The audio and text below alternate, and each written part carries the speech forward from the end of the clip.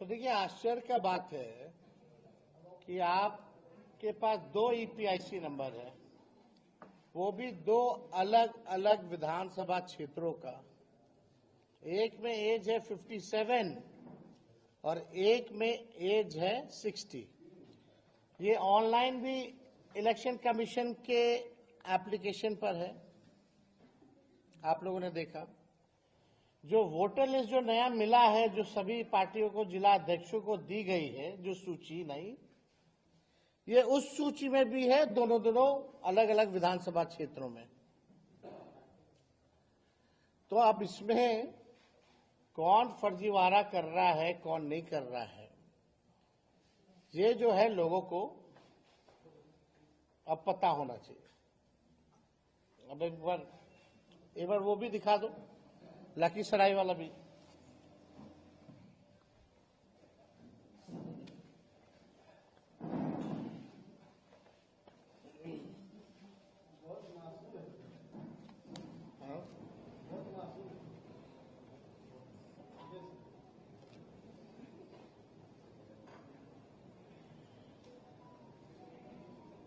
तो आपको तब तक आता है, थोड़ा 1 मिनट लगता है इंटरनेट वगैरह आने में।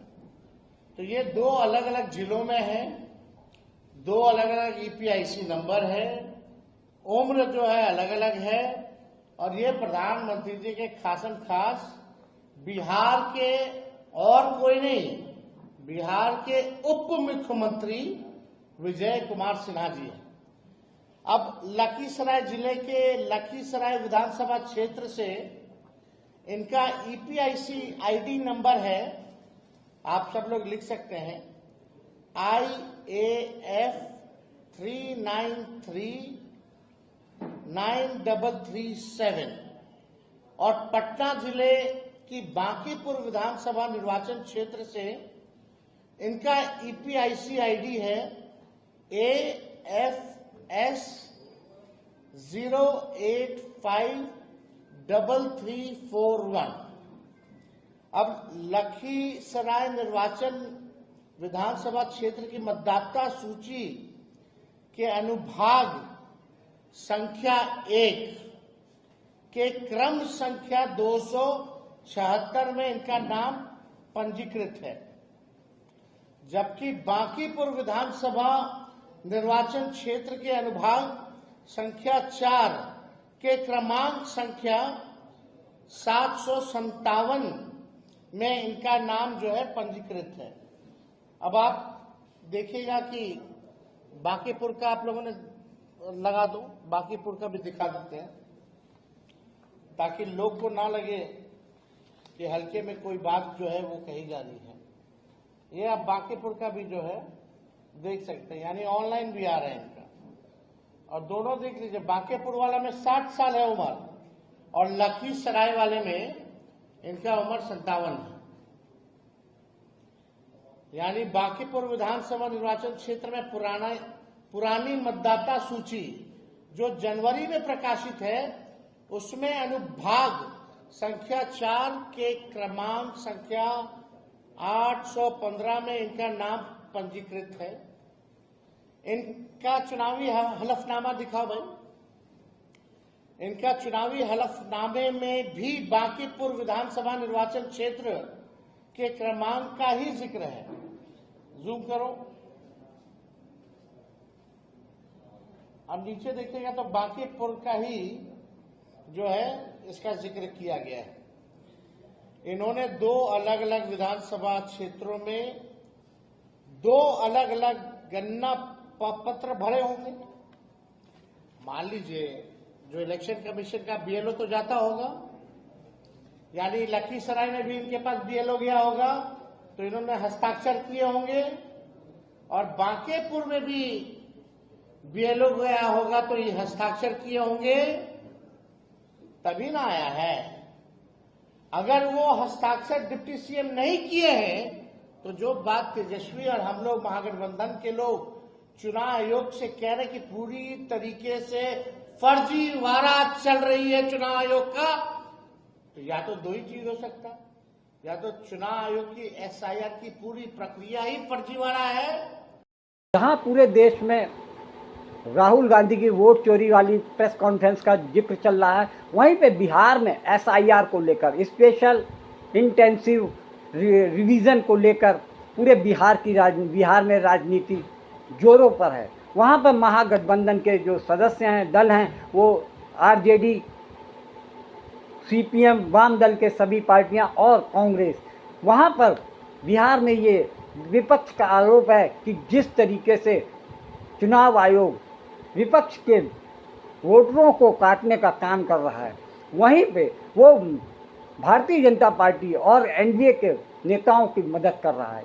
जिस तरीके से पूरे देश में SIR को लेकर चर्चा चल रही है, वहीं तेजस्वी यादव ने सीधे खुलेआम ये आरोप लगा दिया है कि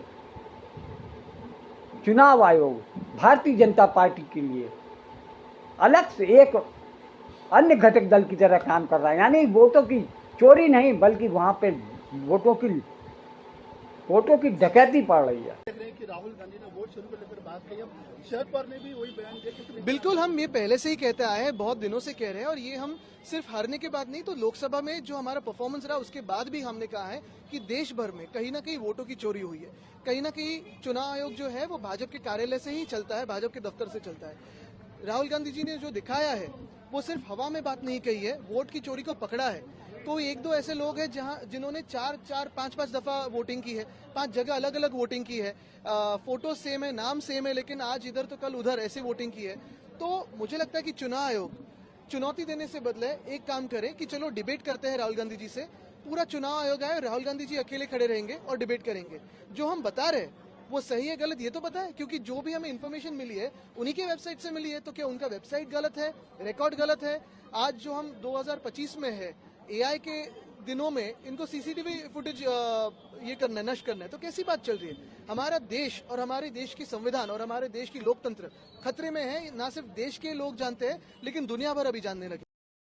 दोस्तों नमस्कार। दोस्तों, पिछले 3-4 दिन से देश की राजनीति में काफ़ी भूचाल देखा जा रहा है। जब से राहुल गांधी ने, नेता प्रतिपक्ष लोकसभा में के राहुल गांधी ने जिस तरीके से दिल्ली में एक प्रेस कॉन्फ्रेंस करके देश की राजनीति में भूचाल ला दिया है, उसमें साफ साफ उन्होंने ये करके दिखा दिया, लोगों के सामने प्रूफ करके दिखा दिया किस तरीके से चुनाव आयोग की नाक के नीचे 5 तरीके से वोटों की चोरी की जा रही है। उन्होंने तो सीधा ये कह दिया कि भारतीय जनता पार्टी की जिताने के लिए चुनाव आयोग पूरी तरीके से उनके आगे नतमस्तक है।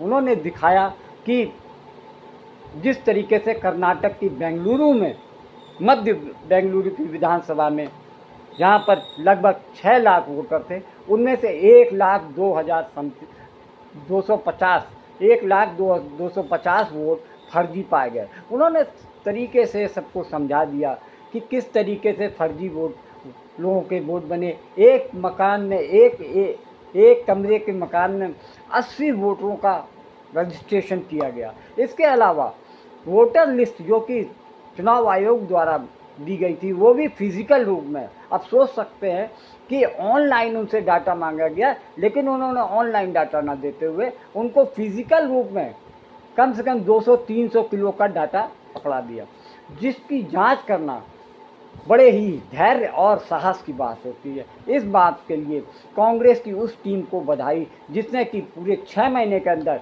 ये खोज कर निकाल दिया कि किस तरीके से लोगों को फर्जी वोटर बनाया गया। एक नाम के 10-10 हज़ार लोगों का एक व्यक्ति 4-5 जगह पर उपलब्ध था। वोटिंग की एक व्यक्ति ने 4-5 जगह पे, एक महिला 6 नंबर फॉर्म का किस तरीके से दुरुपयोग किया गया। उन्होंने बताया कि शकुन रानी करके जिस तरीके से एक महिला है, उनका फॉर्म नंबर 6 भरा गया, जबकि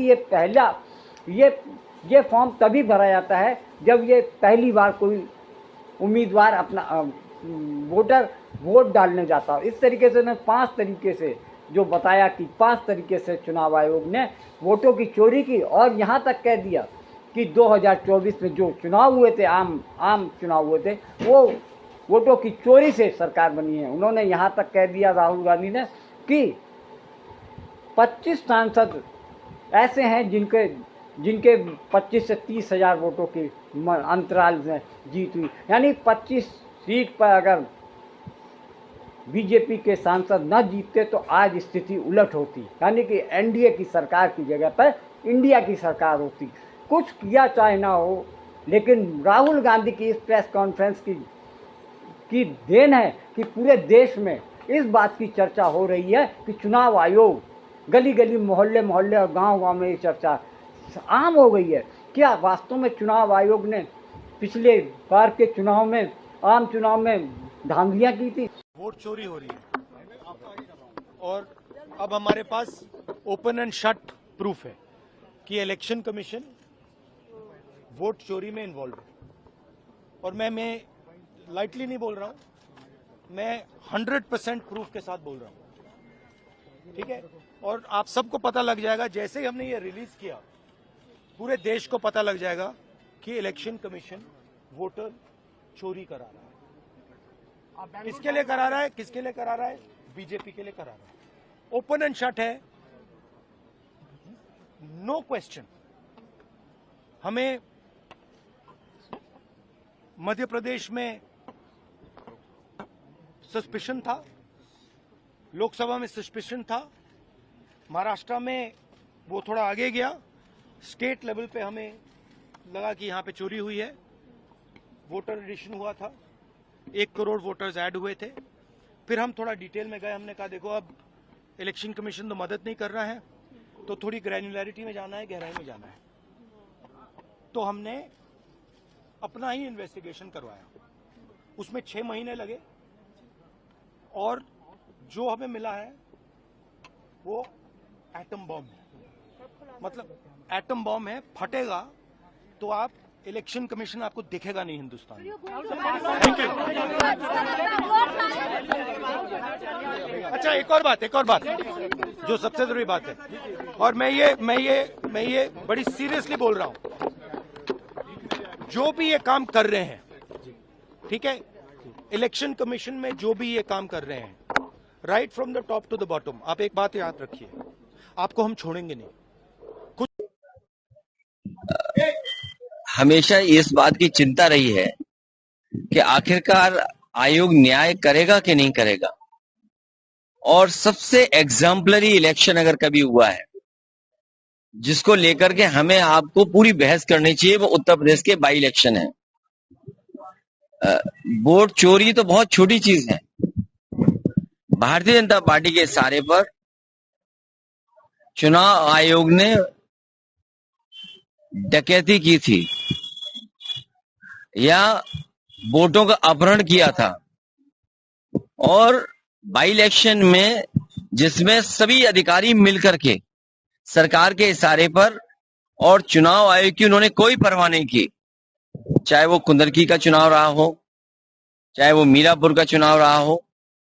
और सबसे एग्जाम्पलरी चुनाव जो हुआ है, चोरी, डकैती, अपहरण और क्या शब्द हम इस्तेमाल करें, उन सबको शामिल कर दोगे तो वो हुआ था आपका फैजाबाद अयोध्या का चुनाव, जहां पर प्रशासन ने यह तय किया कि ड्यूटी किसकी लगेगी, प्रिसाइडिंग ऑफिसर कौन होगा, उस प्रिसाइडिंग ऑफिसर को या जो अधिकारी होंगे वोट डलवाएंगे, उनकी कितने वोट डलवाने की जिम्मेदारी होगी, मतलब अलग से वोट कितना डलवाएंगे।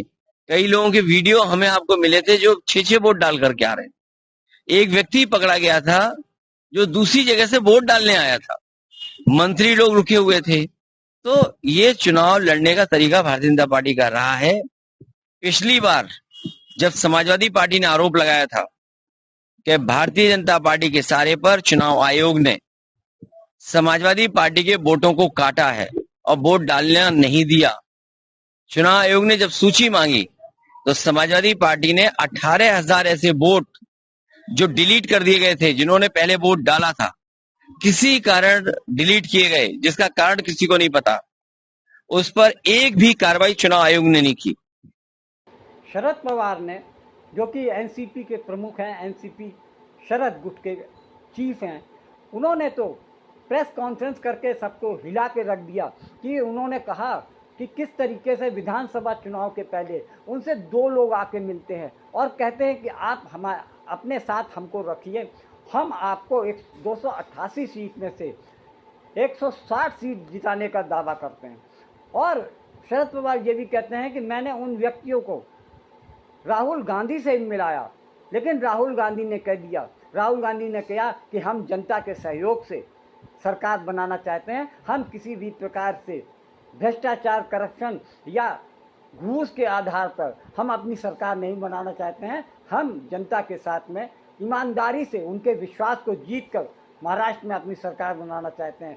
उनको इस बात पे हैरानी है, महाराष्ट्र में जिस तरीके से 5 महीने के अंदर 41 लाख वोटर बढ़े, उसको लेकर पूरे देश में हलचल है। इंडिया ब्लॉक के सभी नेता इस बात को लेकर बड़ा नाराज है चुनाव आयोग की इस नीति से कि वो ये जवाब देने की स्थिति में नहीं है कि 41 लाख वोटर 5 महीने में कैसे बढ़े, जबकि पूरे 5 साल में इतने वोटर नहीं बढ़े। बात ऐसी है, जो बातें राहुल गांधी ने सामने रखी विद ऑथेंटिक प्रूफ, वो हम नजर नहीं कर सकते। इसके डिटेल से जाना पड़ेगा, सच्चाई क्या है उन लोगों को सामने लानी चाहिए। हम जो कहते हैं इसमें सच्चाई नहीं हो, वो भी साफ होना चाहिए, क्योंकि इलेक्शन कमीशन एक इम्पोर्टेंट इंस्टीट्यूशन है। ये इंस्टीट्यूशन की इज्जत हो रखी।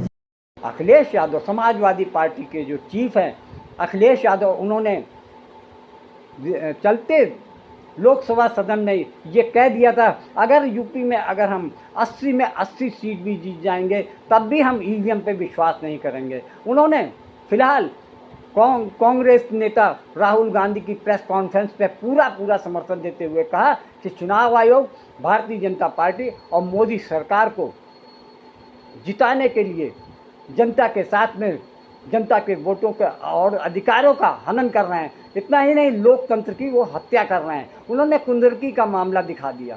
कुंदरकी में जब उप विधानसभा के चुनाव हुए, जहाँ की सीट कभी भी समाजवादी पार्टी हारी नहीं, और इस बार जिस तरीके से चुनाव आयोग की मिली भगत से, स्थानीय प्रशासन की मिली भगत से कुंदरकी सीट भारतीय जनता पार्टी ने जीती, उससे साफ जाहिर हो रहा है कि पूरे देश में इसी तरीके से चुनाव आयोग ने भारतीय जनता पार्टी को जिताने के लिए पूरी तरीके से उन्होंने आंख बंद कर